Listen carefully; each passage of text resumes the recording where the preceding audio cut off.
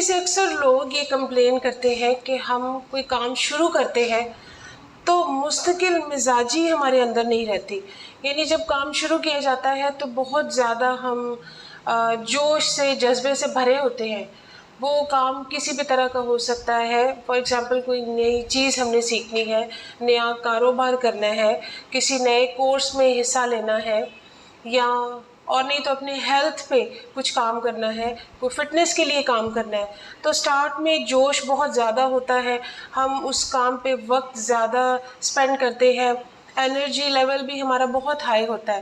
لیکن جو وقت گزرتا جاتا ہے وہ مستقل مزاجی کہیں سرد پڑتی جاتی ہے، ٹھنڈی ہوتی جاتی ہے. تو اس کا سب سے جو پہلا کام ہے وہ ہمیں یہ چیک کرنا ہے، اگر ہم واقعی چاہتے ہیں کہ ہمارے کام میں مستقل مزاجی رہے تو ہمیں یہ دیکھنا ہے کہ ہمارا مقصد کتنا بڑا ہے. جتنا بڑا ہمارا مقصد ہوگا اتنا ہی بڑا ہمارا ارادہ ہوگا. ارادے کی مضبوطی ہی ایکچولی مستقل مزاجی ہوتی ہے. تو ارادے کو مضبوط رکھنے کے لیے بالکل ایسے ہی ہے جیسے ہم کسی پودے کو، چھوٹے سے پودے کو پانی دیتے ہیں، روز اس کا دھیان رکھتے ہیں، اس کو بڑا ہونے میں مدد کرتے ہیں، یہ دیکھتے ہیں کہ وہ دھوپ میں کتنی دیر رہے، چھاؤں میں کتنی دیر رہے. اسی طرح ہمیں کسی مقصد کو پورا کرنے کے لیے بھی اپنے ارادے کے ذریعے اس کو روز پانی دینا پڑتا ہے، تاکہ ایک دن ایسا آئے کہ ہمارا مقصد پورا ہو جائے اور وہ ایک اچھا چھاؤں دینے والا درخت بن جائے، ایک مضبوط درخت بن جائے جو ہم نے مقصد اپنی زندگی کا سوچا ہے. تو اپنے ارادے کو پہلے یہ دیکھیں کہ ہمارا مقصد جتنا بڑا ہے کیا ہمارا ارادہ بھی اتنا مضبوط ہے یا نہیں. ہم ڈیلی اس پہ اتنا وقت سپینڈ کر سکتے ہیں اپنے ارادے کو پورا کرنے کے لیے، اپنے گول تک پہنچنے کے لیے، یا ہم 1 2 3 دن، ہفتہ، 10 دن، اتنی اس سے زیادہ محنت نہیں کر سکتے. تو ارادے کی مضبوطی قائم کریں. اور دوسرا یہ ہے کہ کام کے شروع ہونے میں ہمیشہ ہم زیادہ وقت دیتے ہیں.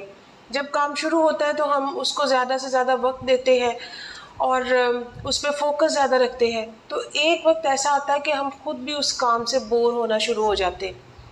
اس لیے دوسرا اس کا جو ٹپ سمجھ لیں آپ، جو دوسری چیز ہے جس کام پہ ہم نے زیادہ دھیان دینا ہے، کہ بجائے یہ کہ ہم اس کو گھنٹوں بیٹھ کے اس کام کو کریں، آپ روزانہ کا اس پہ ٹائم فکس کر لیں کہ یہ میرا ارادہ ہے، یہ میرا گول ہے، اور اتنا ٹائم ہے جو میں نے روزانہ اس پہ اسپینڈ کرنا ہے، اس کو دینا ہے. وہ بھی پانی دینے کے برابر ہی ہوتا ہے.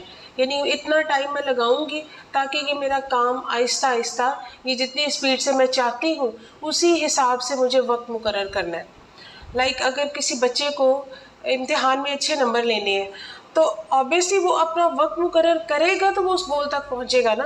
ایسے تو نہیں کہ کوئی ہمیں زبردستی پکڑ کے بٹھائے کہ آپ بیٹھ کے پڑھو تو ہم سمجھیں گے کہ ہم مستقل مزاجی سے پڑھ رہے ہیں کیونکہ دوسرا ہمیں کہہ رہا ہے.